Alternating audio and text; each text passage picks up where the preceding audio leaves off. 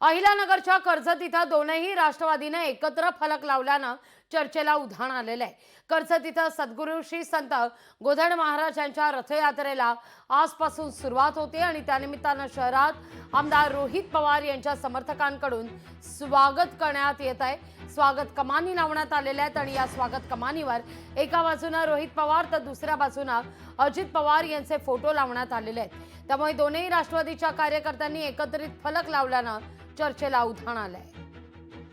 अधिवेशनानंतर आता मी मतदारसंघामध्ये आलो, तिथं पोस्टर मी अजून काही बघितलेलं नाहीत। संत श्री गोधड महाराजांचं दर्शन मगाशीच कार्यकर्त्यांबरोबर मी घेतलेलं आहे।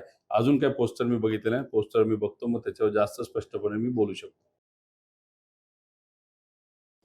अहिल्यानगरमध्ये एकत्र बॅनर लावल्यानं चर्चेला आता उधाण आलेलं आहे।